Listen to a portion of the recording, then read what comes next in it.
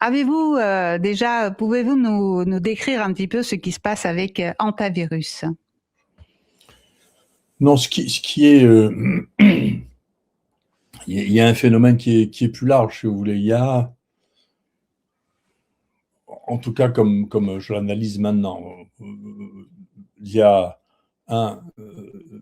des médias d'information qui ont besoin d'occuper les chaînes et des journaux qui voudraient attirer l'attention, qui n'y arrivent pas. Il faut reconnaître que les journaux sont tous en faillite et qui sont tous subventionnés par l'État. Donc, parce que ce qu'ils racontent n'intéresse personne. Ils continuent à raconter ça, mais ça n'intéresse personne.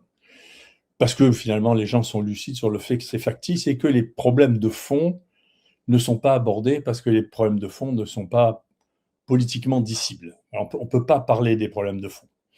Donc, moi, je regarde, en particulier pour ce livre, je me suis remis à regarder les titres d'actualité, si vous voulez.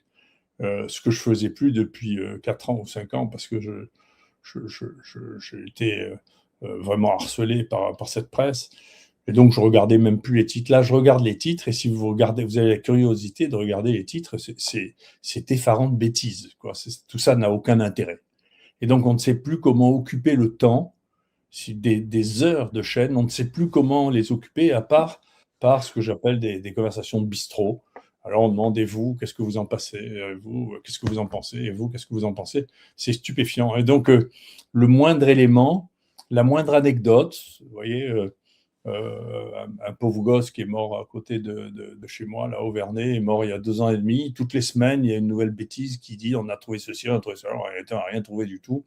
Mais ça occupe les gens de savoir, voilà, cette anecdote-là, il faut savoir que dans le monde, il y a 60 millions de morts par an. Hein. Donc, si vous voulez, un mort de plus ou de moins, c'est difficile. Si on doit faire ça sur tous les morts, on n'a pas fini de discuter. Donc, il faut occuper le temps de gens qui sont oisifs, qui n'ont rien d'autre à faire que regarder des écrans, et on ne sait plus quoi leur raconter. Alors, une fois, on leur montre des filles à moitié déshabillées, une fois, on leur montre des sports dont, pour la plupart, personne n'a rien à fiche. Une autre fois, on leur dit ah, ben, il va y avoir une catastrophe là qu'on prévoit, et tout ça.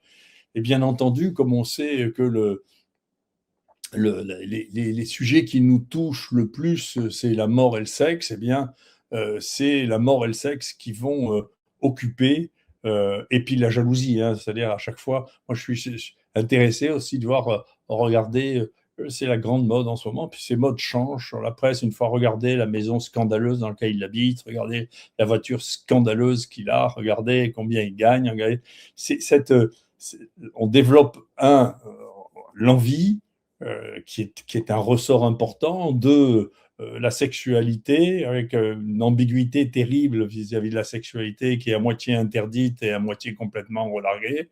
On est dans une situation de tension, là, de compréhension pour les plus jeunes, je ne sais pas comment ils feront.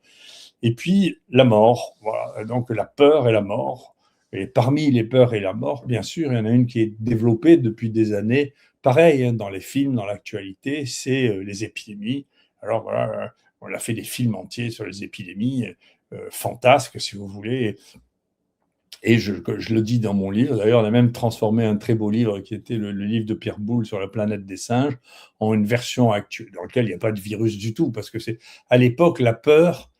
Moi, malheureusement, avec l'âge, j'en ai vu plusieurs de peur. La peur de moi, quand j'étais gosse, c'était la destruction nucléaire. Alors tout le monde avait peur de la destruction nucléaire, donc on pensait qu'il y aurait une bombe atomique et que tout le monde allait mourir avec la bombe atomique.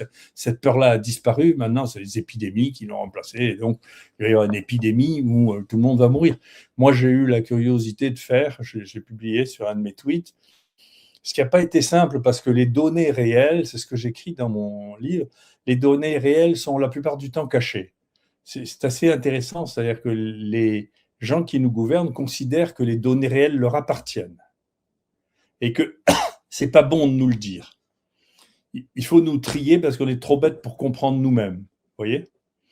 Et je vais vous donner un exemple qui vous éloignera, parce que j'obéis jamais, hein, vous avez remarqué, qui vous éloignera du sujet, mais qui sera dans le sujet. L'ADEME, qui est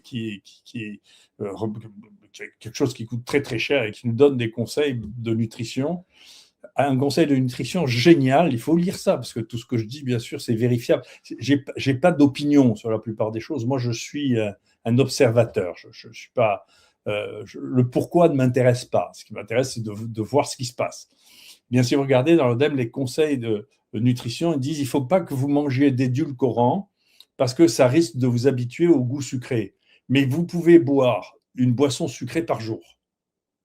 Si vous connaissez un paradoxe plus phénoménal que celui-là, vous savez, une canette de 33 centilitres, ça contient 33 grammes de sucre. Je ne sais pas si vous vous rendez compte ce que ça fait, c'est énorme. Et vous dites ça, c'est pas grave, mais de manger une sucrète, ça c'est grave. Et vous écrivez ça, c'est une communication officielle du gouvernement. Donc, vous voyez bien que c'est entièrement factice. Et pourquoi? C'est parce que le lobby du sucre a encore une puissance colossale, bien qu'on sache que le plus gros problème nutritionnel que nous ayons, c'est la consommation de sucre et que l'obésité est née avec la mondialisation du sucre. Donc, on ne peut pas attaquer le sucre franco en disant il n'y a qu'aux États-Unis, je m'excuse, hein, il n'y a que Kennedy qui fait ça en disant maintenant, vous savez qu'aux États-Unis, ils ont interdit de rajouter du sucre dans le jus d'orange parce que quand vous prenez du jus d'orange, il y a du sucre dedans. Quand vous prenez des petits pois, il y a du sucre dedans. Quand vous prenez des carottes en boîte, il y a du sucre dedans. On rajoute du sucre partout parce que le sucre est appétant, ça donne de l'appétit, ça donne faim. Et ça fonctionne comme une vraie drogue cérébrale. Donc, le vrai problème dont devrait se préoccuper l'ADEME, c'est le sucre. D'accord? Et je suspecte que les logos, si vous voulez, nutritionnels, soient destinés à gommer ce qu'il y a derrière, c'est-à-dire combien il y a de sucre. Parce que le sucre, c'est le problème de l'obésité, c'est le sucre, parce que le sucre est absorbé à 100%. Est-ce que si vous ne prenez pas de sucre, vous ne prenez que des lipides et des protéines, vous ne grossissez pas. C'est la mode ce qu'on appelle le régime cétogène, qui était avant, je ne sais pas, le régime Duncan ou le régime Montillac, ou avant le régime Atkins, qui revient tous les 10 ans sous une nouvelle forme, mais qui est ne mangez pas de sucre et le moins possible d'hydrates de carbone, et avec ça, vous ne grossirez pas. C'est intéressant de voir que l'ADEME dit vous pouvez boire une canette de sucre par jour, mais pas d'édulcorant parce que ça donne le goût sucré. Ça vous donnerait envie de manger du sucre, tandis que manger du sucre ne le fera pas. C'est tellement spectaculaire, c'est tellement beau, si vous voulez, que c'est extraordinaire. Voilà ce que c'est que le monde factice. C'est-à-dire, c'est quelque chose. Et ce que je vous dis, enfin, je sais pas, vous comprenez ce que je dis, je pense, vous comprenez. Parce que le truc, ça fait quand même des années que l'industrie du sucre voudrait montrer que les édulcorants font des choses diaboliques, si vous voulez. Mais ils n'ont pas réussi pour l'instant. Donc maintenant, ils en sont à dire non, mais ça vous habitue aussi, comme la cigarette électronique vous habituerait à fumer. Vous voyez, personne n'a démontré ça. Si vous ne mettez pas de nicotine dedans, vous ne devenez pas addict à la cigarette électronique, sauf au geste de fumer qui est probablement aussi vieux que l'humanité.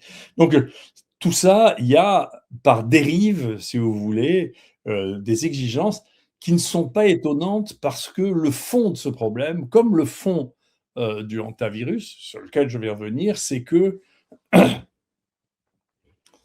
le pouvoir et la santé publique, c'est la même chose, c'est la contrainte. C'est vous devez faire ce que je vous dis, et la raison pour laquelle vous devez faire ce que je vous dis, c'est moi qui le décide. Alors, des fois, c'est la sécurité, des fois, c'est la morale, des fois, c'est la religion, des fois, c'est nos traditions, mais vous ne pouvez pas, même si ça ne perturbe personne, vous ne pouvez pas faire ce que vous voulez. Et donc, bien sûr, les gens qui font de la santé publique ont par nature ce goût de la contrainte, ce goût de je vais vous dire ce qui est bon pour vous. Et vous savez, j'ai dit ça plusieurs fois, je ne sais pas si vous avez lu ce livre, je leur fais la promotion, bien que la gauche dise que c'est ce qu'il y a de plus terrible parce que c'est libertarien. Il faut lire La vertu d'égoïsme de Ayn Rand, qui est un merveilleux petit livre qui fait 80 pages. Il faut lire ça, où elle dit, écoutez, les pires choses qui soient arrivées dans le monde, c'est les gens qui disaient qu'ils faisaient ça pour notre bien. Moi, je n'ai pas besoin qu'on fasse mon bien à ma place, vous voyez, je suis un grand garçon.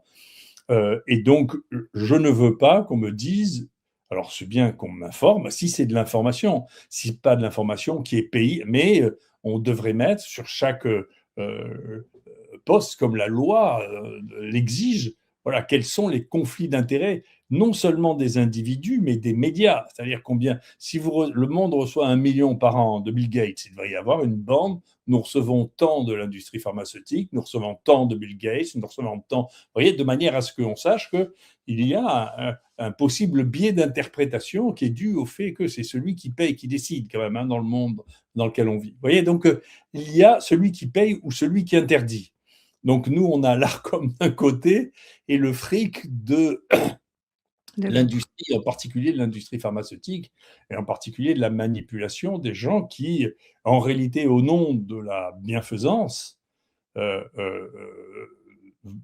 gagner de l'argent. Donc, si vous voulez, je ne crois pas, je suis assez sceptique, peut-être que j'ai mauvais esprit, mais quand quelqu'un vend quelque chose et qui vous dit qu'il vend quelque chose pour faire du bien, je ne crois pas. Vous voyez, je suis un incroyant de ce point de vue-là. Donc, quand vous vendez des saucisses et que vous me dites que ça, c'est pour l'écologie, je ne vous crois pas. Voilà, je crois que vous vendez des saucisses pour gagner des sous en vendant les saucisses. Voilà. Quand vous vendez des voitures, je pense que vous cherchez à gagner de l'argent. Et quand vous vendez des médicaments, vous gagnez de l'argent, et c'est ce qui marche le mieux d'ailleurs, c'est ce qui rapporte le plus d'argent actuellement. Quand vous vendez des journaux scientifiques, ce que vous faites, c'est que vous gagnez de l'argent, c'est même le truc le plus rentable du monde, 35% de bénéfices. Donc vous imaginez pas que ça, c'est fini, le modèle de la communication scientifique entre scientifiques, ça n'existe plus. Les plus grands journaux n'ont à leur tête des rédacteurs en chef qui ne sont pas des scientifiques. C'est des gens qui font de l'argent. Donc au bout d'un moment, moi, ça m'est égal, le monde est comme ça, et il est certain qu'il y a des moments où c'est un promoteur fantastique de l'activité. Mais il ne faut pas nous duper, c'est une des grandes duperies, une des grandes bases du monde factice dans lequel on vit, c'est de dire non, mais c'est pas juste pour gagner de l'argent, c'est pour. Alors, il y a dans la grande distribution, c'est les rois pour ça. Il y en a qui se font dans l'écologie, les autres qui disent on fait ça pour votre pouvoir d'achat, les autres qui disent. Mais bien sûr, les plus grands pollueurs, c'est la grande distribution avec le plastique. Enfin, il faut regarder, vous ne pouvez plus rien acheter qui ne soit pas sans plastique. Aux États-Unis, ça fait des décennies que les sacs qu'on vous donne sont des sacs en papier. Alors ici, ils ont fait les plus beaux coups. Enfin, vous avez rappelé comme c'était beau, plutôt que vous donner des sacs en plastique, ils vous les vendent. Et donc, c'est au nom de l'écologie, on vous des sacs en plastique qu'on vous donnait avant. C'est fantastique, enfin, c'est extraordinaire. Donc, c'est une espèce d'escroquerie permanente, si vous voulez, au bon sentiment, qui, en réalité, sous-tendent le fait qu'ils font de l'argent, ce qui est leur métier, on ne peut pas leur reprocher. D'ailleurs, leur métier, c'est de gagner de l'argent. Là, ce qui m'irrite, c'est que de temps en temps, ils se foutent de moi à un tel point que ça devient risible et ça m'irrite un peu qu'on me prenne autant pour un imbécile, quoi. Voilà. Bon, quant au hantavirus, eh bien voilà, c'est l'actualité du moment. Il y a 2 morts sur un bateau ou 3 morts sur un bateau et ça devient voilà une crise mondiale. Le directeur de l'OMS qui ne sait plus quoi faire pour se rendre intéressant parce qu'il a géré le Covid d'une manière qui est complètement surréaliste. Alors moi, j'ai beaucoup d'amis africains. Quand il a approuvé le papier du Lancet qui disait qu'il y avait 10% des gens qui prenaient de l'hydroxychloroquine qui mouraient d'arrêt cardiaque, l'ensemble de l'Afrique s'est mise à éclater de rire. Quand même qu'un Africain qui a dû bouffer, je ne sais pas, dans sa vie, il a peut-être bouffé des dizaines de kilos de chloroquine parce qu'il vit en Éthiopie et qu'on traite encore le paludisme en Éthiopie par la chloroquine. Cet homme, à son âge, ne peut pas croire que l'hydroxychloroquine tue les gens dans 10% des gens. C'est complètement factice, c'est pas vrai. Et donc en Afrique, quand je leur demande pourquoi, ils me disent oh, mais vous savez, en réalité, il était très déstabilisé dans son pays, il voulait se débarrasser de lui, et donc il n'a plus le choix. En réalité, les gens qui financent l'OMS, c'est Bill Gates et l'industrie pharmaceutique. Donc les recommandations de l'OMS ont amené Bill Gates à faire un investissement massif dans BioNTech, 55 millions de dollars, à partir desquels il a gagné 1 milliard. Voilà. Donc vous avez la séquence Davos où Bill Gates dit qu'il faudra faire un vaccin en 3 mois. L'OMS qui dit qu'il faut absolument faire un vaccin, rien ne marche, la chloroquine ne marche pas. Vous savez d'ailleurs que pour hantavirus, il y a un papier de 2021 qui montre que le médicament qui marche le mieux contre hantavirus, c'est la chloroquine. Et qu'il y a un modèle expérimental sur la souris, parce que c'est facile pour hantavirus, puisque les souris sont sensibles, et que la conclusion de ce papier de 2021, il n'y a pas de nous, hein. Il n'y a pas que nous qui disons des bêtises sur l'hydroxychloroquine, je vous rassure. Il y en a quelques-uns. Ils sont rares parce qu'après, on se fait taper dessus. Hein. Et bien, dedans, il dit écoutez, c'est probablement la prophylaxie d'hantavirus, c'est probablement ça. Voilà. Donc, déjà, il y a déjà 7 vaccins qui sont en préparation aux États-Unis pour les 2 malheureux qui sont morts sur un bateau. Et je vais vous dire une chose, alors, je connais bien l'épidémiologie des maladies transmissibles, mieux que les autres d'ailleurs, parce que j'ai été au cœur de beaucoup d'investigations d'épidémies. Je vais dire, quand quelque chose est contagieux sur un bateau, vous vous en rendez compte, hein. C'est ce que je disais d'ailleurs dans une émission juste avant ça. Ça a été confirmé le lendemain ou le surlendemain. Les épidémies sur les bateaux, la pire de toutes, c'est le norovirus, hein, qui donne des gastroentérites. C'est une des maladies les plus contagieuses qui soit, parce que le virus est extrêmement résistant, hein, quand on le contracte en touchant y compris les meubles, les tissus qui ont été contaminés. Et vous pouvez avoir plusieurs milliers de cas dans un bateau de croisière. Ça, vous savez que c'est contagieux parce qu'il y a des centaines de cas. Et moi, ça m'avait emmené à créer une start-up avec des gens de la CMA-CGM, à l'époque de M. Saadé, de Jacques Saadé, de diagnostic direct sur les bateaux, vous voyez, de diagnostic délocalisé qu'on installait sur les bateaux. On les a testés, hein, il y a des internes qui sont allés sur les bateaux, qui les bateaux de croisière, qui des porte-containers pour faire le diagnostic des fièvres. Pour faire le diagnostic, vous pouvez faire du diagnostic direct sans que le personnel soit particulièrement formé. On les formait en une demi-heure et sans qu'ils prennent de risque d'être infectés eux-mêmes. Puis cette boîte a capoté en grande partie du fait que notre institution de référence sur l'assistance publique nous a coulé. Donc, il y a des outils pour répondre à ça. L'outil, c'est le diagnostic. Depuis le début, c'est le diagnostic. Il y a 2 trucs qui manquent dans la tête. Peut-être que les Français vont finir par comprendre ça, mais c'est un peu tardif. Mais qu'on a bien vu sur le Covid, qu'on va bien maintenant. Le premier point, c'est le diagnostic. Il faut faire le diagnostic le plus vite possible. Nous, dans le Covid, imaginez-vous, moi j'ai raconté ça, c'est surréaliste. Quand les Français ont été rapatriés de Chine, de Wuhan, on les a mis, le seul endroit où on pouvait le mettre, c'est à côté de l'IHU, parce qu'on était les seuls à avoir les moyens de les hospitaliser, de les tester. On les met, ils arrivent, et moi je propose tout de suite au directeur général de la santé, je lui dis, tu sais, ça va, j'envoie quelqu'un, on les teste directement dans l'avion, dans 2 heures, on sait ceux qui sont positifs, on les prend à l'IHU, et les autres, vous les mettez dans le camp que vous avez prévu. Très bien. Et la ministre de la Santé s'est opposée à ce qu'on les teste pendant 48 heures. Elle a refusé qu'ils soient testés.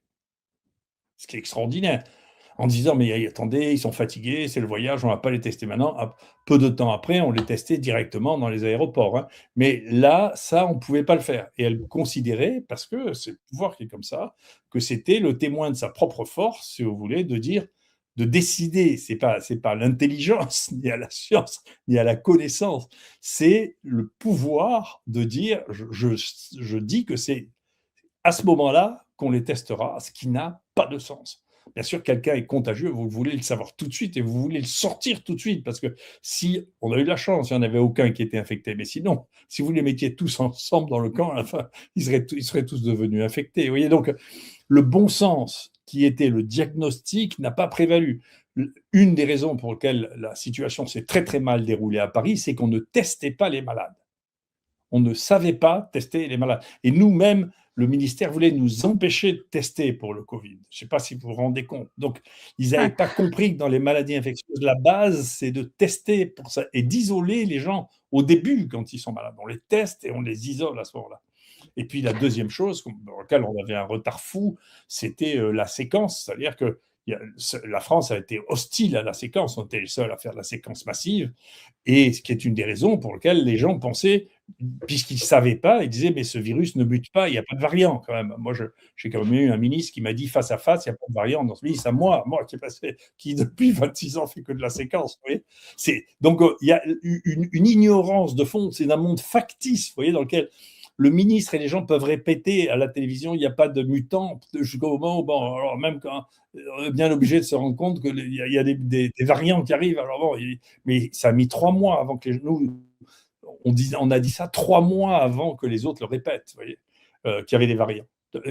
Parce que les gens ne séquençaient pas et ils ne faisaient pas de tests en disant parce qu'il faut se battre pour faire les choses, pour pouvoir faire les choses, il faut des gens qui s'agissent. Il ne suffit plus de rester les épidémies, c'est du travail de terrain. Ça veut dire qu'il faut aller chercher les choses où elles sont. Il faut aller. Vous voyez, nous, il y a des gens, en particulier, on a pu être dépannés au début parce qu'il y a une école vétérinaire qui nous a dit si vous voulez, on a de quoi faire 10 000 tests. Est-ce que vous les voulez? Ils nous les ont donnés. Hein. On dit bien sûr. Ils ont proposé ça à Delfrécy, il leur a jamais répondu. Oui, parce que le test, c'était pas dans leur tête. Vous voyez, c'était un truc de santé publique. Il fallait dire, alors, au début, on prendrait que les Chinois qui venaient de Wuhan, on testerait personne d'autre. Et encore, il fallait qu'ils aient de la fièvre et qu'ils toussent. Si vous voulez, tout ça, c'est pas sérieux. C'est-à-dire, c'est de la pratique. Et donc, dans ce monde qui est un monde de plus en plus virtuel, de plus en plus digital, dans lequel la proportion des gens, en particulier à Paris, dans lequel la proportion de gens dans le tertiaire est monstrueuse, et donc la pratique, les gens qui ont une pratique, qui font quelque chose, est de plus en plus rare, eh bien, ça veut dire que les décisions sont de plus en plus déconnectées du monde physico-chimique. Et c'est ça le monde factice. Cher professeur, j'ai une question. Déjà par rapport à l'épidémie de gastroentérite, il me semble qu'à l'époque, enfin il y a encore 10 ans de cela, il y avait dans la pharmacie de n'importe quel comment ça s'appelle, tour opérateur, il y avait un médicament qui était assez miraculeux, à mon sens, Ercefuril, qui a été complètement supprimé. Est-ce que vous avez un commentaire là-dessus? Est-ce que vous êtes au courant ou pas? À l'époque, Club Med ou partout, on donnait tout de suite de l'Ercefuril pour endiguer une épidémie de gastro. Oui, mais enfin, l'Ercefuril n'a pas d'efficacité sur le norovirus. Le norovirus, on n'a pas de vrai traitement, sauf les traitements symptomatiques des diarrhées. Hein. 2, c'est très très difficile à décontaminer, très très compliqué, parce que ça résiste aux moyens basiques de décontamination. Et donc, ça persiste, ça a été très très bien étudié, les études magiques qui ont été faites. J'ai eu l'occasion de dire ça. C'est tellement transmissible que c'est une des maladies dont on sait qu'elle peut être transmise dans les avions. D'accord ? Si quelqu'un va aux toilettes dans les avions parce qu'il a une diarrhée, parce qu'il a un norovirus, il va mettre les mains sur les accoudoirs tout le long pour aller aux toilettes. Et donc, il a pu être démontré que les gens qui étaient du côté du couloir et donc qui allaient mettre la main sur le même accoudoir que les gens qui passaient et qui avaient eu une diarrhée allaient attraper le norovirus. Vous voyez, et on a démontré dans les avions, vraiment, c'est démontré, c'est humain, c'est pas un modèle animal, c'est pas une fantaisie, hein, que les personnels, quand il y avait eu une épidémie de norovirus ou quelques cas de norovirus dans un avion, les personnels navigants pouvaient attraper le norovirus pendant les 72 heures qui suivaient la contamination de l'avion. Donc, ça reste au moins 72 heures sur les tissus, vous voyez. Ah oui. C'est extraordinairement contaminant avec des inoculums très faibles. Et donc, c'est une des maladies les plus contagieuses qui soient. Et s'il y a une maladie sur laquelle il faut vraiment réfléchir, c'est le norovirus. Malheureusement, il y a énormément de variants, donc c'est très difficile de cibler les choses sur le norovirus. Et celle-là, c'est une maladie humaine. La différence de l'hantavirus, qui est une maladie de rat. Hein, Alors, je sais qu'à Paris, vous n'avez plus le droit de dire rat, il faut dire surmulot, parce qu'il paraît que ça vexait les rats qu'on les appelle des rats. Mais, oui, parce qu'on les stigmatise. Voilà. Alors, il ne faut plus dire, il paraît qu'il y a des rats, il y a une association de rats qui a dû protester en disant c'est stigmatisant de nous appeler les rats, maintenant appelez-nous les surmulots. Donc, comme il ne faut pas stigmatiser les rats, maintenant ils appellent les surmulots. Enfin, c'est toujours des rats quand même, leur nom scientifique, c'est Rattus ratus et Rattus norvegicus. Donc, les rats sont la source de ça. Il y a une vraie réflexion à avoir. Si vous voulez avoir une réflexion intelligente, mais c'est compliqué d'être intelligent. Hein. On est dans un monde dans lequel être intelligent est un péché et pour lequel on peut être poursuivi. Il faut lutter contre les rats. Et pour lutter contre les rats, vous savez, on a découvert depuis le Moyen-Âge, il faut des chats. Et à force de pseudo-bienveillance pour les chats, on a éliminé. Moi, quand j'étais petit, il y a des chats partout. Ou si vous allez dans la plupart des pays du Sud, vous avez des chats partout et vous n'avez pas de rats dans la rue, vous avez des chats. Donc, les chats, ce n'est pas dangereux comme les rats. D'accord ? Et donc, là, au nom du bien des chats, on a tué les chats, on les a castrés. Du coup, il n'y a plus de chats dans la rue. Et donc, à la place, vous avez des rats. Donc, si vous voulez plus de rats, eh bien, il faut avoir une politique des chats parce que les ennemis naturels des rats, c'est les chats. Et donc, moi, je préfère les chats. J'aime beaucoup les chats. Je sais qu'il y a des gens qui ont maintenant élèvent les rats, vous savez, et donc c'est peut-être pour ça qu'on change le nom des rats, qui sont devenus des animaux familiers. Vous voyez, c'est les nouveaux animaux de compagnie, c'est des rats qui donnent des infections, des poxvirus, là, comme le monkeypox, là, parce que presque tous les animaux ont des pox, et que la plupart des pox viennent des muridés aussi. Eh bien, les rats sont la source, bien sûr, de hantavirus. Et donc, comme les deux populations d'animaux sauvages les plus denses sont les rats et les chauves-souris, bien entendu, c'est la source des virus émergents. Parce que pour que vous ayez des virus émergents, il faut que vous fabriquiez le plus de virus possible. Et pour fabriquer le plus de virus possible, d'abord, il faut que ce soit des virus ARN, parce que leur taux d'erreur est tellement plus important que vous en fabriquez 100 fois plus que les virus à ADN. Et deuxièmement, il faut qu'il y ait une population nombreuse et dense, parce que comme ça, ils s'échangent.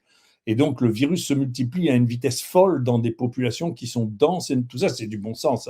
Hein. Denses et nombreuses. J'ai fait une petite vidéo là-dessus sur mon site. Eh bien, comme c'est les populations naturelles les plus denses et les plus nombreuses, eh bien, la plupart des virus émergents qui viennent de la nature viennent de ces deux groupes d'animaux. Ça ne veut pas dire que ça ne vient que de là. Nous, les humains, nous avons inventé l'élevage intensif qui constitue des groupes d'animaux extrêmement nombreux et avec une densité extrême. Moi, ma théorie sur la grippe, c'est que la grippe est apparue à partir du moment où on a fait de l'élevage intensif de volailles. Avant ça, apparemment au 19e siècle, en tout cas nous, sur les quelques travaux qu'on a fait avec Michel Drancourt, il n'y avait pas de grippe. Donc il apparaît que la première épidémie de grippe serait celle de la grippe dite espagnole, aurait été qui est une grippe américaine, et qui a jeté le truc en disant que c'était espagnol, alors que ce n'était pas espagnol du tout. C'est parce que l'Espagne faisait le décompte. Oui, en tout cas, ça, c'était un coup de publicité des Américains pour dire que ce n'était pas eux. En tout cas, resté dans l'histoire. À partir du moment où on a pu élever les poules dans des hangars sans qu'elles voient le soleil parce qu'on les supplémentait en vitamines, on a pu élever les poules par centaines de milliers. Et là, la diffusion des virus chez les poules a pris une diffusion extraordinaire. On sait que la plupart des virus se remanient chez les oiseaux, chez les poules en particulier en élevage. Et si vous avez des poules qui vivent avec des porcs, ce qui arrive très très souvent en Asie, eh bien, il y a un passage qui se fait par un autre intermédiaire, qui est le porc. Et une fois que ça s'est remanié chez le porc, sa facilité à contaminer l'homme devient assez réaliste. Tandis que pour l'instant, les passages directs poules-humains sont rarissimes. Ça donne, comme pour le hantavirus, ça donne des cas sporadiques, comme ça, vous voyez, ce qu'on appelle des zoonoses, ça ne donne pas des épidémies. Cher professeur, j'ai une question par rapport justement à cette notion du factice et la façon dont on gère aujourd'hui les crises. Il me semble que vous avez bien connu l'époque où on avait très peur de faire peur. Et aujourd'hui, nous sommes presque dans l'effet inverse. En fait, à l'époque, on pensait que faire peur fait arrêter la consommation, et aujourd'hui, faire peur fait encore plus booster la consommation. Comment vous expliquez cela? Ou avez-vous un avis sur ça? Ah oui, c'est-à-dire que, encore une fois, nous sommes traités comme des enfants par les gens qui nous gouvernent. Et je mets les médias dans les gens qui nous gouvernent parce que c'est les mêmes quand même. Hein. Ça se voit maintenant parce que comme ils se marient entre eux depuis une vingtaine d'années, on voit bien que c'est la même chose quand même. Hein. Et donc, c'est ce que disait Bourdieu, vous voyez, c'est la noblesse d'État, vous voyez, c'est très très bien décrit par Bourdieu, il faut relire ça, la noblesse d'État, c'est exactement ça. On est en plein dedans, on a remplacé l'aristocratie héréditaire par la noblesse d'État. Et donc ces gens se marient entre eux, vivent entre eux, et donc ils ne peuvent pas penser différemment, et cette pensée-là est une pensée qui est une pensée à très court terme, vous voyez. Ce qui est vrai un jour, le lendemain ne le sera pas et ça n'a aucune importance. Et d'ailleurs, quand vous remontrez les images à quelqu'un des bêtises qu'il a dit il y a 1 mois, 6 mois, 2 ans, il est très choqué que vous lui montriez des images comme ça et il dit oh ben c'était comme ça. Moi, récemment, j'ai porté plainte contre Hirsch qui avait écrit à l'Assemblée nationale en disant que j'avais fait un faux témoignage, ce que moi je trouvais grave quand même, hein, officiellement. Hein. Donc moi, j'ai produit les documents sur lequel je m'appuie. Et moi, je suis un scientifique, je ne suis pas M. Hirsch, je ne fais pas ni dans l'humanitaire, ni dans les relations publiques, ni dans le monde. Hein. Et donc, à la fin, j'ai dû payer 8 000 € pour que ça soit regardé. J'ai d'abord envoyé 2 lettres recommandées qui ont été perdues par le tribunal de Paris. La 3e fois, ça a été classé sans suite. Et puis la 4e fois, on a dit, écoutez, non mais dans l'époque et dans l'émotion, eh bien, il était possible de dire 2 choses qui n'ont pas été vérifiées par la suite. Mais enfin, ça n'existe pas, ça. Quand on affirme, on écrit officiellement à l'Assemblée nationale, Monsieur Raoult a fait un faux témoignage devant la République, dites, on ne peut pas dire non, mais écoutez, il était un peu nerveux. Il faut dire que juste avant, il avait dit dans un média on n'a jamais donné d'hydroxychloroquine à un être vivant, ce qui signifiait que son niveau de connaissance de la médecine est resté assez élémentaire. Je ne sais pas ce qu'il a fait depuis, mais alors, c'est assez cocasse. Vous voyez donc, tout ça, encore une fois, c'était la preuve, vous voyez, ce jugement, c'est de dire non, mais il disait ça, mais maintenant c'est passé. On disait des bêtises à cette époque-là où les gens étaient nerveux. Vous voyez, donc la parole n'a plus de sens. Vous voyez, on dit n'importe quoi pour occuper le temps. Et les peurs sont gérées, ce dont on doit avoir peur et ce dont on ne doit pas avoir peur est géré par l'État qui est quand même soumis à une corruption inouïe. C'est-à-dire que les lois qui ont tenté de modifier ça, une qui a été faite par un de mes grands amis quand il a été le premier directeur de la NSM, Dominique Marinaki, qui avait mis en place, à propos de l'affaire du Mediator, si vous voulez, toutes les conditions de déclaration des conflits d'intérêts, qui est une loi qui a été faite ensuite par Xavier Bertrand. Ceci n'est jamais appliqué. Si on ne demande jamais à la télévision, est-ce que vous avez des liens d'intérêt avec l'industrie pharmaceutique avant de nous donner votre opinion? Ça n'existe pas. On devrait être poursuivi quand on ne le déclare pas. Ça n'existe pas. On a même confié une mission pour le ministère de la Vérité à 3 personnes qui avaient toutes les 3 des conflits d'intérêts. On a publié ça sur HAL. On a publié leurs conflits d'intérêts. Il y en a 2 qui avaient des conflits d'intérêts assez magiques avec Pfizer. Donc c'est intéressant de voir qu'il y a des choses dont on dit ça, vous n'avez pas le droit de le savoir. Vous voyez, vous n'avez pas le droit de le savoir. Et ça, on surenchérit sur quelque chose parce que ça a un intérêt. Alors, de qui est-ce l'intérêt? Est-ce que c'est l'intérêt du pouvoir de vous faire penser à autre chose qu'aux élections, ou penser à autre chose que le pays est en faillite, si vous voulez? Est-ce que c'est plus intéressant de parler de ça que de regarder, je ne sais pas, ce serait intéressant d'avoir des émissions successives pour dire, voilà, comment les pays dans l'histoire se sont sortis de périodes d'endettement de cette nature-là. C'est intéressant, hein. On sait que Ah ouais. la Révolution, il a fallu qu'elle vende tous les biens nationaux, toutes les églises pour payer les dettes de la monarchie. C'est pas rien. Philippe le Bel, lui, a supprimé tout l'argent des Juifs et puis tout l'argent des Templiers pour couvrir la dette. Vous voyez. Donc l'histoire de la dette, c'est une histoire qui mérite d'être réfléchie. Comment régler ce problème de la dette, en plus de ça, sans avoir l'outil qui était celui de la monnaie, c'est-à-dire de dévaluer, puisque maintenant nous n'avons plus la monnaie. Comment on va régler ce problème-là? Ça, c'est quelque chose qui est intéressant pour nous et pour nos enfants, vous voyez. Qui va faire ça? Comment on va régler cette chose-là? Eh bien, au lieu de ça, effectivement, on s'intéresse à savoir qui c'est qui a réussi à montrer sa culotte au Festival de Cannes, qui c'est qui... et donc, on vous trouve un truc, vous savez, on estime que des cas de hantavirus, parce qu'il y a différentes formes de hantavirus, il y en a 200 000 par an dans le monde. Et des morts, il y en a 60 millions par an. Donc, si vous voulez, qu'il y ait eu 2 morts avec des hantavirus, dont même le mode de contagion, le mode de contamination est complexe à déterminer. Vous savez, la contagion, c'est une des choses les plus complexes à analyser, les plus difficiles, les plus complexes à analyser. Cher professeur, j'ai déjà, pour revenir dans le passé, justement en relation avec ce que vous dites sur les experts qui sont tout à coup se proclament connaissant le sujet, j'ai le souvenir de quelque chose, je ne sais pas si ça vous dit, ça vous dira quelque chose ou pas, lorsque Douste Blazy, ancien ministre de la Santé, a été interrogé sur le plaquenil, il parlait de hydrochloroquine et donner son Hydroxychloroquine. avis sur... Non, il disait hydrochloroquine. Ah ouais. Et donc, il faisait son avis sur le plaquenil, il donnait son avis sur le fait que à Marseille, CHU, il y a un certain professeur qui propose le traitement, etc., par hydrochloroquine. Il répète plusieurs fois lors de son intervention cette formule qui montre bien la connaissance de la molécule qu'il a à ce moment-là, dont il traite, alors qu'il était quand même médecin et ancien ministre de la Santé. Avez-vous un avis sur ça, justement, aujourd'hui, avec le recul? Ça s'appelle un lapsus lingué. Vous Ça pensez s'appelle un lapsus qu'il lingué. Donc, maîtrisait que quand les même le gens... sujet pour dire Écoutez, je hydrochloroquine? sais pas.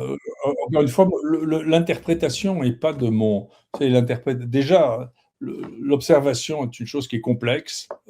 Les gens imaginent que c'est simple d'observer, mais c'est ceux qui n'observent pas qui croient ça. Il y a des biais dans l'observation. C'est la raison d'ailleurs pour laquelle on parle de conflits d'intérêts. Les conflits d'intérêts font rentrer un biais dans l'observation.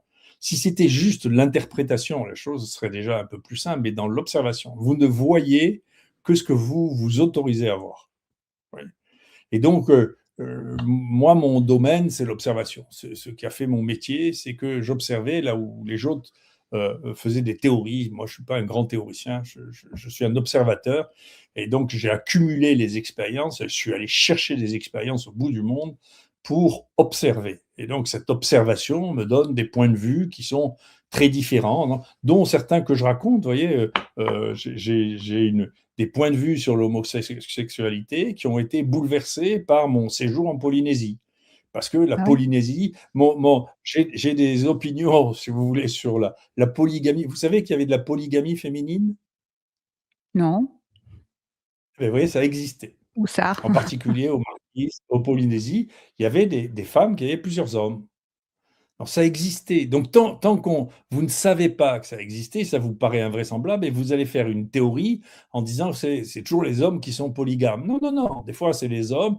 Dans la plupart des civilisations qu'on connaît, c'est les hommes. Mais il y a eu des civilisations où c'était les femmes qui étaient polygames. Parce que Bah, les autant la circonstances... polygamie s'explique lorsqu'il s'agit de l'homme, puisque la femme peut être en train en gestation et puis l'autre est Non, disponible, mais etc. vous donnez des pour faire plus explications. d'enfants. Non, mais vos explications ne m'intéressent pas. Moi, les explications ne m'intéressent pas. Vous D'accord. voyez? Et donc, vos explications, je m'excuse, c'est Einstein qui disait ça. Si vous voulez, on ne peut observer que ce que la théorie permet. Et donc, vos explications précèdent l'observation, et donc elles sont fausses. Vous ne pouvez pas voir si vous avez une explication avant. Donc, d'abord, on regarde, quand on est un chercheur, quand on est un trouveur, hein, les chercheurs, je ne sais pas ce qu'ils font, mais les trouveurs, ce sont les gens qui, par définition, ne croient pas que tout a été trouvé. Et donc, qui regardent avec des yeux naïfs, avec des yeux d'enfant. Et quand vous regardez avec des yeux d'enfant, vous voyez des choses que les autres ne voient pas. Voilà. Tandis que les gens dont vous parlez, la plupart du temps, leur formation, elle date de leurs études de médecine. Et vous savez, il s'est passé, on a découvert tellement de choses. Le 21e siècle a été une mine de trouvailles technologiques qui ont changé profondément notre vision du monde, profondément. Et donc, si vous ne le savez pas, si vous n'avez pas suivi, si vous n'avez pas observé, vous voyez, et je me souviens, c'est pour la séquence, ce pays a été sous l'impulsion de l'Institut Pasteur, d'ailleurs, hein, incroyablement hostile à la séquence génétique, qui était la plus grande révolution qui allait avoir lieu dans le 21e siècle. Donc, ils ne voulaient pas qu'on séquence les microbes. Donc, quand c'était eux qui faisaient partie du conseil scientifique du Génoscope, eh bien, moi, j'ai eu 2 fois des séquences que j'ai demandées là-dedans qui ont été refusées. Et la première, je suis passé par la fenêtre. Et la deuxième, je dis tant pis, il y avait une autre équipe qui avait séquencé la bestiole que je voulais séquencer. Mais ça avait pris 6 mois de la purifier. Alors, j'étais un peu irrité. Et on dit, mais pourquoi vous voulez la séquencer? Je dis: «Mais attendez, personne ne sait ce qu'il y a dedans, donc je ne peux pas vous dire ce que je vais découvrir» et d'ailleurs, le premier papier qu'on voulait déjà pas me laisser faire, j'ai fait 2 papiers dans Science où on a décrié ce qu'était toute l'évolution des bactéries des bactéries intracellulaires. C'est des papiers qui ont cité des centaines de fois. Donc c'était ce que j'y ai trouvé était imprévisible, c'était de la découverte. Et donc Mmh. c'est un des problèmes d'ailleurs de l'évolution de la science, c'est que si vous demandez à vos concurrents ou à des gens qui n'ont pas la même option scientifique que vous de juger vos projets, ils sont incapables de les juger, puisque c'est pas ce qu'ils pensent, c'est pas ce qu'ils font, ils pensent que c'est idiot. Vous voyez? Mmh. Et après, vous ne pouvez pas les rechoper 5 ans après. Qu'est-ce que vous avez fait vous? Regardez ce que j'ai fait moi, on regarde et on compare, vous voyez? Mmh. Et on ne le fait pas, ça, on ne le fait jamais. Mmh. Donc il y a une vraie, il y a les progrès techniques permettent, ce qui est la base de toute la connaissance de l'histoire des sciences, les progrès techniques permettent de voir des choses que l'on ne pouvait pas voir avant. Et dont certaines étaient dissimulées d'ailleurs. Vous devriez faire pas vous conseiller, mais vous devriez faire une émission entière sur le truc de Trump qui a libéré les images d'OVNI. Enfin, c'est extravagant ce truc. C'est extravagant. On vous dit, on vous a caché ces images pendant 50 ans parce que c'est pas la peine que vous réfléchissiez sur un truc pareil. Vous vous rendez compte, c'est ça la dictature. Il ne faut pas la chercher simplement chez les communistes, chez les nazis, chez les fascistes. Non, non, non, la dictature, c'est ça. Vous n'avez pas le droit de savoir, vous êtes trop con pour savoir. Vous êtes trop con même pour regarder. D'accord. C'est quelque chose quand même d'avoir le droit de décider ce que vous avez le droit de voir. Vous voyez? C'est terrible. Et là, on va dans un renforcement terrible de cette volonté de nous empêcher de voir et d'avoir une opinion par nous-mêmes. Bah, la preuve, les conseils de défense, pendant la crise sanitaire, c'est aussi pareil. C'est pour être couvert par le secret pendant, je sais pas, c'est 30 ans, c'est 20 ans, Non, non, non, c'est pas vrai ça. non? Non, après, Il y a eu des c'est conseils de défense sur la crise oui, sanitaire. oui, oui, mais c'est de la propagande, ça aussi.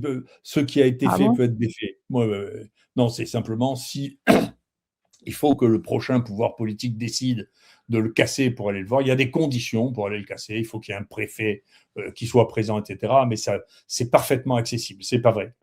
Tout le D'ac problème, si vous voulez, c'est que nous vivons comme ce monde est factice et que plus personne ne connaît en réalité la loi. Je vais donner un exemple que j'ai donné récemment. Vous savez, on vit dans un monde qui est, toutes les démocraties sont comme ça, et d'ailleurs tous les systèmes qui ont un conseil d'administration sont comme ça. On ne peut affecter ou on peut prendre de décisions budgétaires que pour l'année en cours. Ça s'appelle l'annualité budgétaire. Mmh. Donc, quand un homme politique, qui qu'il soit, il même le président de la République, dit en 2027 on fera ça, il vous ment. C'est pas possible.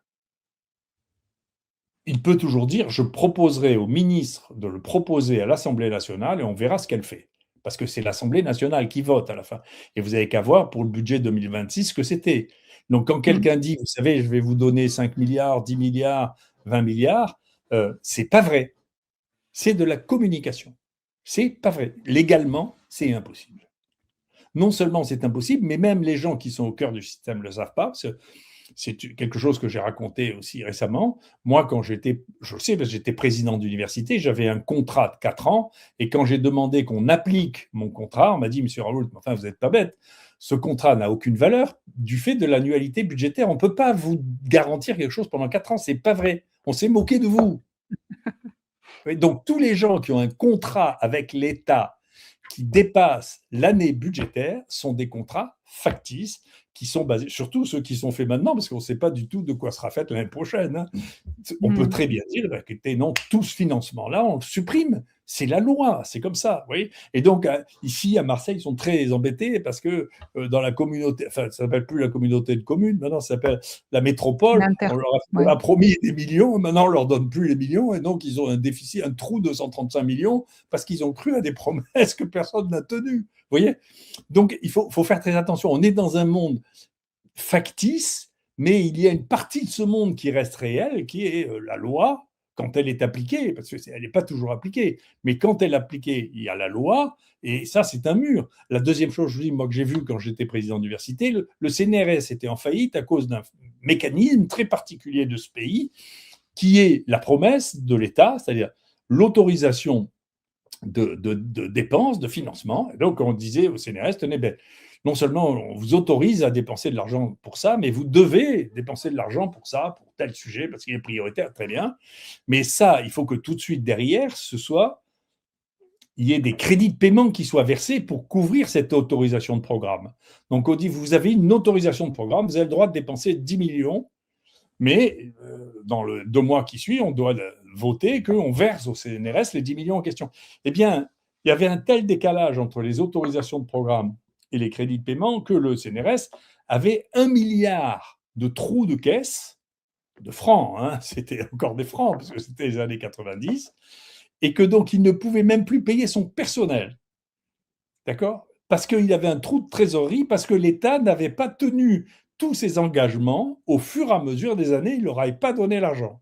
Et comme il n'y avait pas au CNRS quelqu'un qui était un vrai professionnel, qui exigeait, avant de commencer une nouvelle autorisation de programme, que les crédits de paiement de celles qui avaient précédé soient versés, eh bien, ils ont fini par accumuler 1 milliard de dettes pour ça. Et du coup, ils ont volé tous les reliquats de toutes les unités de recherche.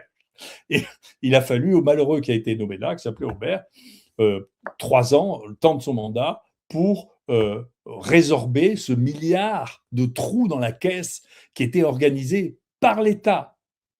D'accord ? À coup de promesses non tenues dont n'importe quel technicien, normalement, si les gens à Bercy n'étaient pas des neuneux, on n'aurait jamais laissé partir. Ce n'était pas Bercy à l'époque, c'était le Louvre.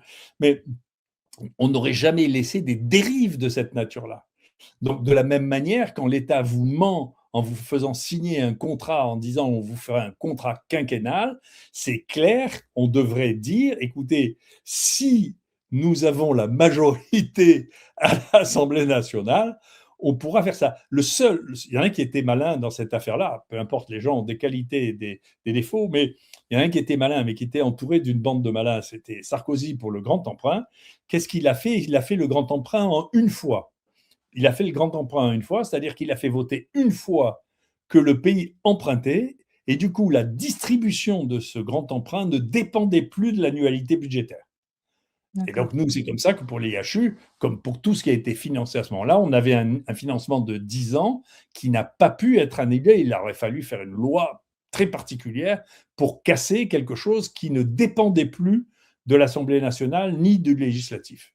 D'accord ? Donc, il a fallu faire une acrobatie pour pouvoir engager un financement qui soit pérenne. Sinon, on ne peut pas faire d'engagement pérenne qui dépasse la durée de l'annualité budgétaire. Très intéressant. Cher professeur, pour revenir, il nous reste 12 minutes à peu près sur cette matinale. Pouvez-vous nous parler davantage de ce que c'est la transmissibilité de ce hantavirus, comment on peut gérer au quotidien et pourquoi on ne doit pas céder à cette hystérie ou doit-on céder au contraire?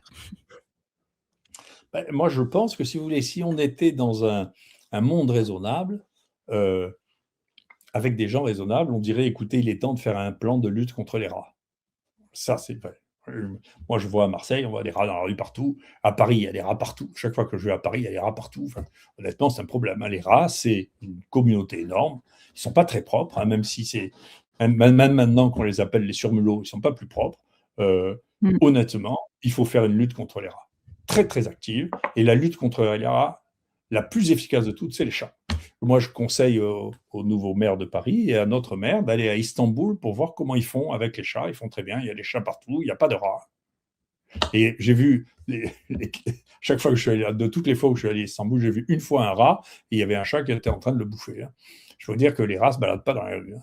Ils ont leurs ennemis, là, qui sont, vous savez, on a importé les rats en Europe. C'est les boulangers qui ont importé les chats en Europe pour protéger les farines. Lutter contre les rats qui allaient bouffer la farine. Hein. C'est comme ça que les chats ont été importés d'Orient. Donc, Les chats, c'est très important. C'est une arme naturelle. Vous voyez, les écologistes, faudra que les écologistes se disputent avec la SPA parce que les SPA ne supportent pas qu'il y ait des animaux libres et qu'il y ait des testicules. Alors ça, les testicules, c'est plus à la mode du tout, vous avez remarqué.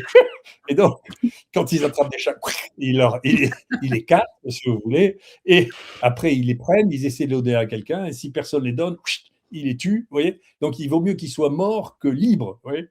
Vous vous rendez compte, la Mmh. société dans laquelle on pense que le mieux, il vaut mieux ne pas vivre qu'être libre et de prendre des risques. Parce que quand vous vivez libre, vous risquez de mourir. Bien sûr, on meurt tous quand même à la fin. Mais vous risquez d'être blessé, c'est dangereux la liberté, vous voyez, à côté du fait d'être prisonnier en cage ou dans un appartement, c'est très dangereux. De vivre une vie de chat dans la rue, c'est très dangereux. Donc on ne peut pas laisser les chats euh, vivre dangereusement. On ne peut pas les Mmh. laisser, c'est pas bien. Vous savez, à Saint-Pétersbourg, à Hermitage, la fille de Pierre le Grand avait importé des chats pour les installer, pour protéger justement les objets d'art contre les rats. Et aujourd'hui, depuis cette époque, il y a toujours une communauté de rats qui sont des rats d'Hermitage avec leur Des passeport, chats, etc. des chats. Chats, pardon, des Oui, chats d'Hermitage. oui, oui, Ouais, oui. On m'a dit ça. lapsus. Il y a une Voilà. armée de Et chats à l'Ermitage qui empêche les rats de venir manger les œuvres d'art. C'est exactement, les raisonnable. rats. Enfin, Ouais. là, pour le Louvre, ils n'en sont pas aux chats, hein. Déjà, s'ils arrivent à mettre des Mm. serrures, c'est bien. Ouais, Ils ça n'en serait sont pas pas. aux chats pour l'instant. Oui, ouais, ouais, c'est sûr. Et donc, par ailleurs, est-ce qu'il y a une transmission interhumaine et dans quelles conditions elle Alors, peut avoir lieu? jusqu'à présent, jusqu'à un passé récent, les hantavirus sont connus depuis longtemps. Je vous dis, on estime qu'il y en a, si ces estimations sont justes, hein, 200 000 cas par an en France, dans le monde, dont en France. Hein. Et ça donne la plupart du temps des maladies banales. Et dans les formes graves de cette forme la plus banale, ça donne des syndromes hémolytiques et urémiques, c'est-à-dire ça donne des insuffisances rénales avec des ruptures des globules rouges dans le sang. Voilà, ça c'est la forme grave. Et puis récemment a été démontré aux États-Unis, c'est pour ça que c'est eux qui connaissent le mieux la maladie, dans le sud-est des États-Unis, des formes respiratoires graves, toujours transmises par les rats, hein, puis qui ont été vues en Amérique du Sud, en particulier en Argentine, avec un variant qui s'appelle. Faut dire qu'il y a des variants dans les virus. Hein, il ne faut pas repartir à zéro avec. Oui. Ne demandez pas son avis à Véran sur les variants, parce qu'il ne sait pas que ça existe et donc ça risque de l'irriter. Il faut repartir. Il y a des variants, là, comme dans tous les virus ARN. Et donc, ce variant-là s'appelle Andes. Et donc, ce variant semble être susceptible de donner, dans des conditions très particulières, une transmission. Alors, la transmission des maladies, en particulier des maladies respiratoires, c'est très variable. Il y a des maladies qui sont très facilement transmissibles par voie respiratoire. Hein. On l'a vu, le Covid, des maladies transmissibles. Mais vous voyez, le Covid, le premier bateau de croisière, le Covid, il y avait 700 personnes, 700 Covid. Ensuite, 2 ans après, le porte-avions français Charles de Gaulle, le Covid arrive, 50% de Covid, zéro mort, hein, 50% de Covid. Donc on voit que ça, vous pouvez dire c'est contagieux. Vous voyez, pourtant, déjà à l'époque, on savait que c'était contagieux, qu'on pouvait prendre les mesures, etc. Donc ça, c'est une maladie contagieuse.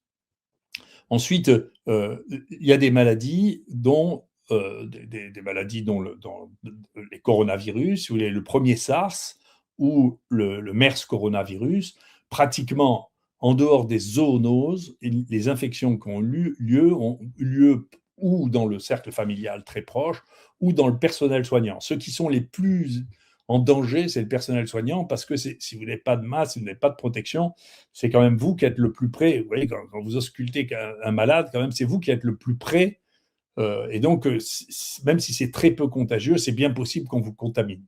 D'accord. Et ça, ça veut dire que de temps en temps, dans des conditions extrêmes, vous pouvez avoir une contagiosité, ce qui était le SARS-1 ou le MERS Corona, si vous voulez. C'était dans des conditions extrêmes. Et puis, dans ces maladies, c'est ce qui fait tout ce qui est imprévisible dans les virus.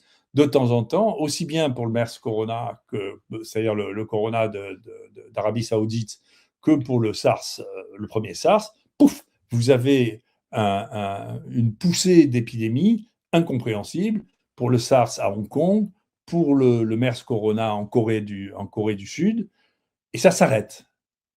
Et donc, il y a quelque chose, quand même, la transmissibilité est quelque chose qui est extraordinairement difficile à comprendre, c'est complexe. Et donc, ça ne veut pas, c'est pas parce que quelque chose n'est pas transmissible qu'à un moment il ne devient pas transmissible. On sait rien du tout, hein. Et puis, donc pour l'instant, la transmissibilité de hantavirus est euh, extrêmement minime, extrêmement faible. Donc c'est pas, ça va pas donner une pandémie à ce stade-là. Maintenant, ce que deviendra ce virus, c'est ce qu'il deviendra. Ça change tout le temps, les virus. Donc vous ne pouvez pas faire des prévisions là-dessus. Là. C'est pas de la chimie, les virus, hein. On a même montré récemment dans un papier, là, et une autre équipe a montré ça, que, si vous voulez, quand vous expectorez du coronavirus, ce sur lequel on a pu travailler, il y a plus de 60 millions de séquences du coronavirus qui ont été faites. Parce que les virologues ont enfin découvert la séquence. Vous imaginez, il y a quelques centaines de séquences de la grippe, qui est la maladie la plus fréquente. On ne séquençait pas les virus dans ce monde. C'est quand même un truc très, très particulier, hein. Mais quand vous regardez, si vous regardez dans le détail, si vous voulez, d'abord, voilà, quelque chose qui est factice en plus, toutes les séquences qui sont publiées de virus, en particulier de virus ARN, sont factices. Aucune n'est vraie. Ah oui. Parce que, je vais vous expliquer pourquoi. Vous voyez jusqu'où ça va, le factice. Ouais. Parce que quand vous crachez, si vous avez eu le Covid et que vous avez toussé, quand vous toussez, je sais pas, 10 puissance 9, 10 puissance 6, 10 puissance 10 virus. Et il n'y en a pas deux qui soient identiques. Parce que, comme en moyenne, il y a une mutation tous les 10 000 bases, et que ça fait 30 000 bases, vous avez en moyenne 3 mutations, quand même, elles ne sont pas au même endroit, eh bien, ce que vous crachez, ça n'est pas, c'est ce que j'ai appelé la wild bunch, la horde sauvage, vous voyez, c'est des milliers de virus qui sont tous différents. Et comment vous arrivez à dire qu'il y a une seule séquence? C'est en trichant, c'est-à-dire que vous reconstituez mathématiquement la séquence la plus commune. Vous voyez, c'est comme si dans une démocratie, vous disiez que M. Macron a eu 100% des voix. C'est pas vrai. Vous Ouais. voyez, c'est lui qui avait plus de voix que les autres. Vous voyez. Et Mm. donc, base par base, on reconstruit ce que moi j'ai appelé le génome démocratique, si vous voulez, mais ce n'est pas le génome du Covid-19. Non, non, non. C'est une reconstruction mathématique la plus commune des séquences que l'on a analysées à un moment donné. Et à un moment donné, parce que si vous revenez tous les 15 jours, la séquence démocratique change. D'accord? Parce que une mutation s'est imposée, ou deux mutations se sont imposées dans ce qu'on va appeler maintenant un variant. D'accord? Mm. Donc tout ça est factice. Ça veut dire que si vous vous rendez compte de ça, il y a une mutation toutes les 10 000 bases. Ça a à peu près 10 000 bases, hein, en tas virus, en 3 morceaux. Donc ça veut dire qu'il y a au moins une mutation par séquence, d'accord? Et que donc, comme ces mutations ne sont pas au même endroit, eh bien, il y a un nombre de mutations permanentes qui va se faire. Et 1 sur 10 000, c'est la moyenne des erreurs ou des modifications dues à une enzyme, ça s'appelle ApoBec, que l'on voit dans les virus ARN. Donc, vous n'avez jamais. Un virus n'est pas un objet. C'est ce qui est le plus difficile. Beaucoup de virologues sont restés sur l'idée des années 30, qui était la découverte et la cristallisation des virus, que les virus sont des objets. C'est des objets biologiques. Ce n'est pas un objet du tout, c'est quelque chose qui bouge tout le temps. Et après, bien sûr, les gens qui sont des fanatiques de sémantique se posent la question de savoir si c'est vivant ou pas. Ce n'est pas une question, ça bouge tout le temps, tout le temps, tout le temps, tout le temps. Ça change tout le temps. Et les mutants qui ont du succès, eh bien, on ne sait pas prédire ce qui va avoir de succès. C'est pour ça que je n'ai jamais cru une seconde au virus fabriqué au laboratoire, parce qu'on ne sait pas ce qui va avoir du succès. Puisque maintenant, on peut analyser, nous, on était les premiers à voir les variants, on n'a pas arrêté de les analyser, et on a vu les mutants qui avaient du succès, eh bien, les mutations qu'ils avaient étaient totalement, c'était absolument imprévisible de penser que le virus qui avait cette mutation allait avoir du succès. Donc, personne ne pouvait imaginer que cette mutation allait rendre le virus plus contagieux ou plus dangereux. C'est pas, on ne savait pas. Vous voyez? Mm. Donc, et on ne le sait pas. Et comme on n'a pas les gens qui disaient ça, c'est les gens qui croyaient aux modèles expérimentaux, en particulier les vétérinaires hollandais. Mais vous savez, le furet ne prédit pas les maladies et la contagion chez l'homme, en particulier celle qui est transmise. Si vous voulez, les furets ont de difficulté à mimer la transmission des virus. Donc, on n'a pas, comme vous n'avez pas de modèle expérimental, et même alors qu'on a trucidé des chimpanzés pour faire un modèle expérimental pour le sida, même le chimpanzé n'est pas un modèle de la transmissibilité des maladies infectieuses chez l'homme. Donc, il n'y a pas de modèle. Il n'y a que quand ça passe chez l'homme que vous savez si c'est contagieux et si c'est dangereux. Ce n'est pas les modèles expérimentaux. Cher professeur, l'hystérie qu'ils installent, elle se base aussi sur le fait qu'ils nous racontent comme quoi la période d'incubation est très très longue de ce hantavirus et que les gens qui étaient sur le bateau, a priori, tous seraient contaminés avec cette logique. Oui, mais vous savez bien quand vous voulez... encore une fois, il faut se méfier de savoir ce qu'est la théorie s'adapte, puisque les théories sont insaisissables par définition. Les théories s'adaptent à ce que vous voulez dire. Hein. Donc, personnellement, je pense que le niveau des travaux sur hantavirus Andes, c'est très faible. Et que donc, on sait très peu de choses. Moi, personnellement, si on m'avait demandé mon avis, ce que j'aurais dit, c'est qu'il faut reprendre ce qui était un des éléments majeurs, hein, la chasse aux rats sur les bateaux. Voilà, c'est un vrai truc. Si vous voulez, avant, je ne sais pas si vous vous rappelez, sur tous les bateaux, sur toutes les haussières des bateaux, vous aviez des cercles pour empêcher les rats de rentrer. Après, les rats ont appris à passer par-dessus les cercles. Mais c'est malin, les rats.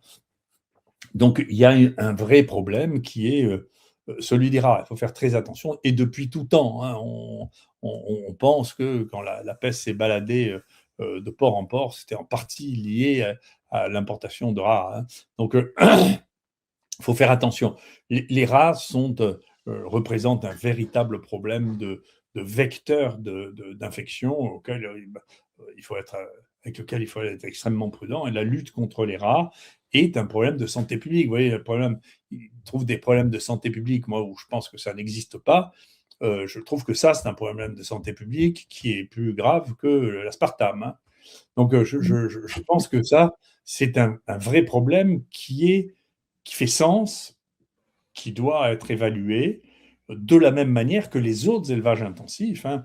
Encore une fois, une très grande partie de la résistance aux antibiotiques qui a été observée est liée aux élevages intensifs de porcs et de poules qui ont été inondés d'antibiotiques, qui en ont consommé beaucoup plus que les humains. Hein. Si vous regardez le nombre de grammes par kilo qu'a bouffé une poule par rapport à un humain dans l'année, vous savez, ça n'a rien à voir. Hein. Donc, comme ça, c'est juste une question de balance entre ce que vous leur avez donné par kilo. Vous savez, c'est pas mystérieux. On voit la même chose dans les hôpitaux. Dans les réanimations, ils ont tous des antibiotiques, ils sont tous résistants. Et dans les hôpitaux, il y en a beaucoup qui ont des antibiotiques qui sont résistants. Et dans ce qu'on appelle le communautaire, ceux qui sont résistants, pour beaucoup d'entre eux, sont résistants parce qu'ils ont été contaminés par les animaux d'élevage, en particulier par les poules. La plupart des infections urinaires viennent de bactéries de poules. Ah oui. Ouais. Les œufs ou les poulets directement. D'accord. Et on le sait, parce que la trace de ces Escherichia coli, on sait que ça vient des oiseaux. Mais ça tue beaucoup. Hein. Ça, c'est un sujet sérieux. Vous voyez, c'est pas un hantavirus. Regardez le nombre de morts par infection urinaire avec Escherichia coli dans ce pays à côté des hantavirus, ça c'est sérieux. Mais parce que c'est sérieux, c'est pas intéressant. C'est incroyable. Ça ne suscite pas une énergie extraordinaire de dire, mais dites, vous savez, là, dans les jaunes d'œufs qui ne sont pas cuits, il y a dans certains d'entre eux Escherichia coli qui n'est pas recherché. Et ces Escherichia coli, ils sont très souvent résistants parce que les antibiotiques dans les élevages massifs comme ça, c'est extrêmement commun. Pardon, monsieur, je suis confus, j'ai égaré mon briquet. On a aussi tendance à jouer avec le feu. Google, qui est une création de la CIA. L'équipe de Géopolitique Profonde vous donne le meilleur de l'actualité brûlante. Mais en échange, on veut un geste de votre part. Merci de ce geste d'amour, on vous le rendra. Ravi.